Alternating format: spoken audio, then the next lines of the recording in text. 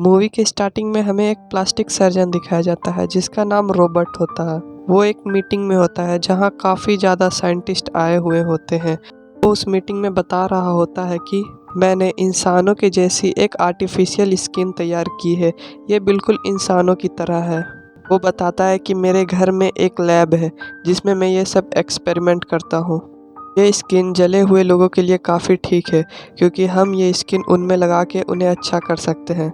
ये स्किन इसलिए भी यूज़फुल है क्योंकि इसमें कोई मच्छर या इंसेक्ट नहीं काट सकता, क्योंकि इसकी लेयर काफ़ी मोटी है।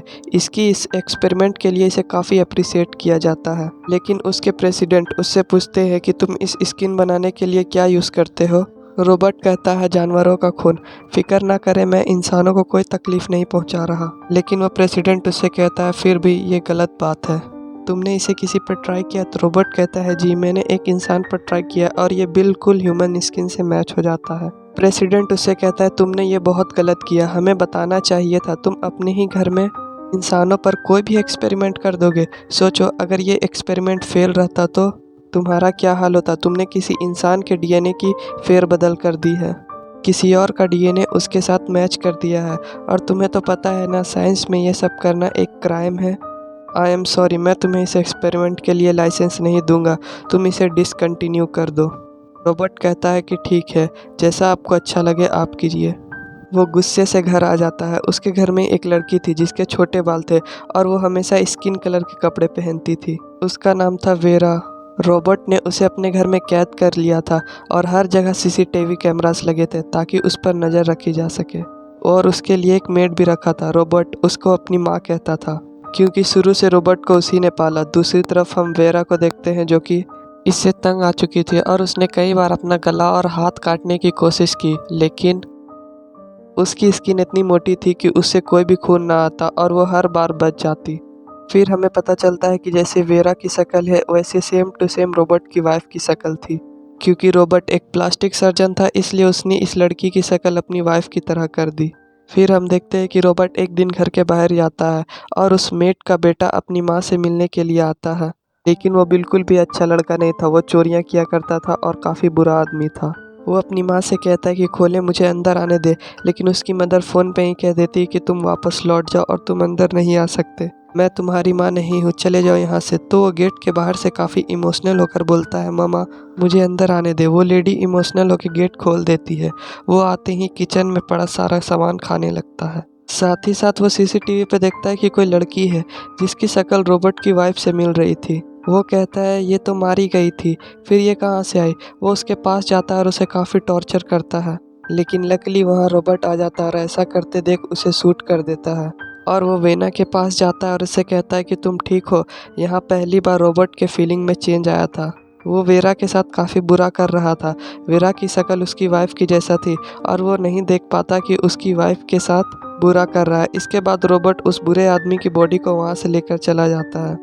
इसके बाद मेड वेरा के पास जाती है और उससे कहती है क्या मैं तुम्हें सच बताऊं, अगर वो चोर मेरा बेटा है तो रॉबर्ट भी असल में मेरा ही सौतेला बेटा है। यानी वो जो लड़का मर गया था वो और रॉबर्ट सौतेले भाई थे। दोनों के फादर चेंज थे। अब हुआ ये, उसका छोटा बेटा इसलिए बिगड़ा क्योंकि वो छोटी उम्र से ही ड्रग के केस में पड़ गया था। क्योंकि रॉबर्ट का फादर रिच था इसलिए उसे उसने मेडिकल स्कूल में भेज दिया। वो पढ़ लिख कर एक अच्छा आदमी बन गया और उसने काफ़ी सुंदर लड़की से शादी भी की जो उसकी वाइफ थी। लेकिन उसके मर जाने के बाद वो काफ़ी ज़्यादा टूट चुका था, इसीलिए तुम्हारी शक्ल उसने अपनी वाइफ की तरह कर दी। वो इसलिए गुस्से वाला है क्योंकि वो अंदर से टूटा हुआ है। लेकिन ये बात रॉबर्ट को भी पता नहीं कि मैं उसकी माँ हूँ, क्योंकि शुरू से उसके फादर ने मुझे इस तरह घर में रखा जैसे कि मैं एक मेड हूँ।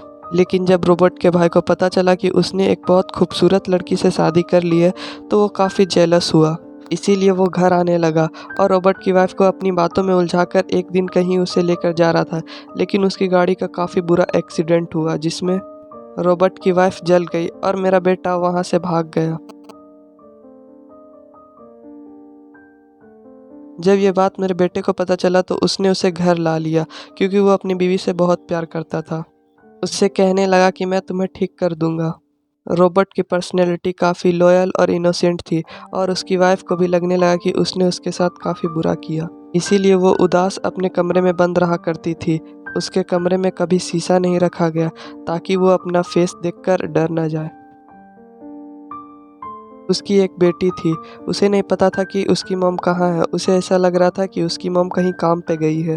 एक दिन वो ग्राउंड में खेल रही होती है, तभी रूम से उसकी माँ को उसकी आवाज़ सुनाई देती है और जब वो बालकनी से नीचे देख रही होती है तो विंडो के शीशे में अपना शक्ल देख लेती है, जिसे देखकर काफ़ी चिल्लाने लगती है और बालकनी से जंप लगा देती है और खुद को सुसाइड कर लेती है अपनी बेटी के सामने। लेकिन उसको पता नहीं था कि उसकी मॉम का ऐसा हाल है।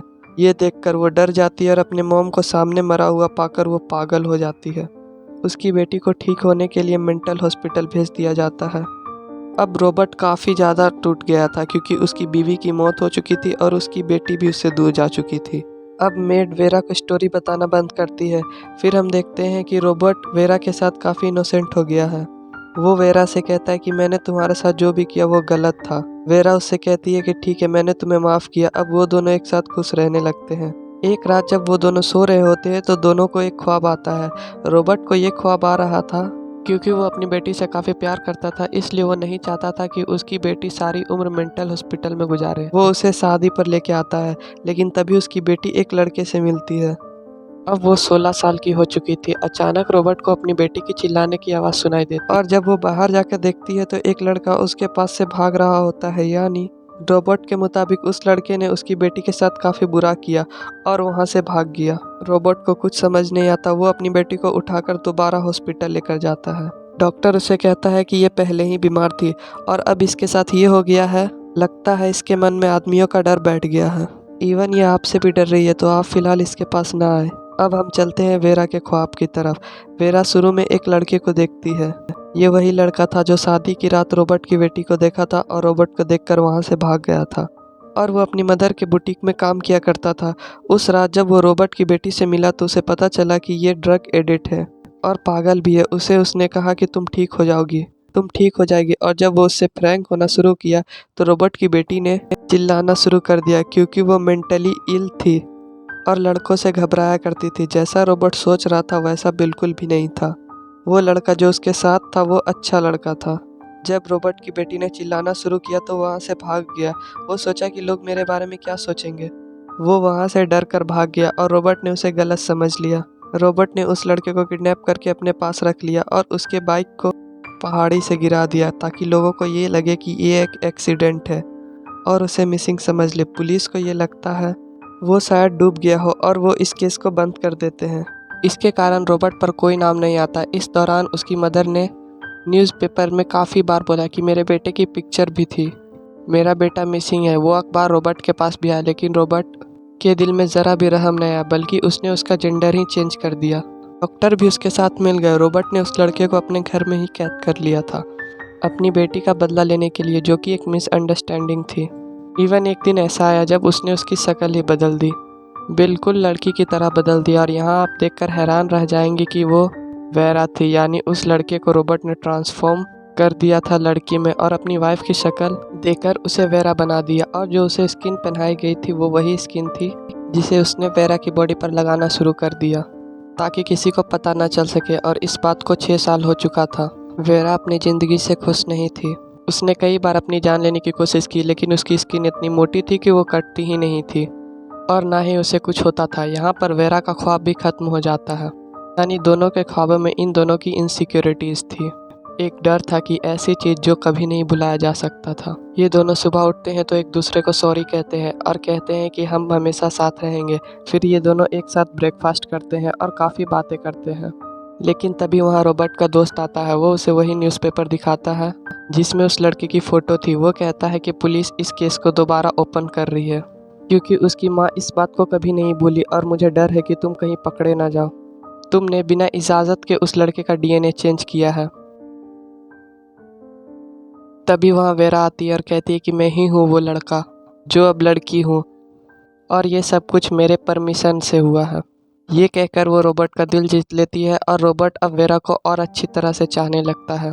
यानी उसका डर ही खत्म हो गया था कि अब वो पकड़ा भी जाएगा। रॉबर्ट वेरा से कहता है कि तुम मुझे बहुत अच्छी लगती हो, तुमने मेरा साथ दिया इसलिए शुक्रिया। अब वो दोनों अपने काम पर लग जाते हैं। तभी वेरा अपनी कुछ चीज़ ढूंढ रही होती है तो उसे वही न्यूज़पेपर दिखाई देता है जिसमें उसकी पुरानी पिक्चरें थी और जब वो लड़का हुआ करती थी। और अब उसे सब कुछ फील होता है कि मेरी मदर कितनी सालों से मुझे ढूंढ रही है और इसने 6 साल से मुझे यहाँ कैद रखा हुआ है। उसे अपनी पुरानी शक्ल देखकर सब कुछ याद आ जाता है और उसे रॉबर्ट पर काफ़ी गुस्सा भी आता है, इसलिए वो उसे शूट करके मार देती है। रॉबर्ट यहाँ पर अपनी आखिरी सांस लेता है। उसकी मेड यानी उसकी मदर भी ऊपर आती है। उसके हाथ में भी गन होती है, लेकिन इससे पहले कि वो वेरा को शूट करती, वेरा उसे भी मार देती है। और अब वो कुछ नहीं जानती थी सिवाय इसके कि उसे अपनी मदर से मिलना है। वो कहती है बहुत हो गई एक्टिंग और अब मुझसे ये बर्दाश्त नहीं होगा। वो बस रॉबर्ट के साथ रहने का ड्रामा कर रही थी और वो इसलिए ये सब कर रही थी ताकि उसे मारकर उससे आज़ादी मिल जाए। वो सीधा अपने मदर के बुटीक में जाती है जहाँ पर वो काम किया करती थी। वहाँ पर उसकी अपनी मदर की असिस्टेंट मिलती है। वो उसके सामने रो देती है और कहती है कि मैं वही लड़का हूँ जिससे तुम प्यार करती थी। देखो उन लोगों ने मेरे साथ क्या किया, इस बात को 6 साल हो चुके हैं। मैं इस रियलिटी को एक्सेप्ट ही नहीं कर पा रहा। तभी वहाँ पर उसकी मदर आ जाती है। फिर रोने लगती है कि मामा मैं आपका वही बेटा हूँ। बेशक उन्होंने मेरी स्किन चेंज कर दी, मेरा जेंडर चेंज कर दिया, लेकिन मैं आपका वही बेटा हूँ। और इसी इमोशनल सीन के साथ ये मूवी यहीं ख़त्म हो जाती है। Thanks for watching. Like, subscribe and share करना ना भूलें।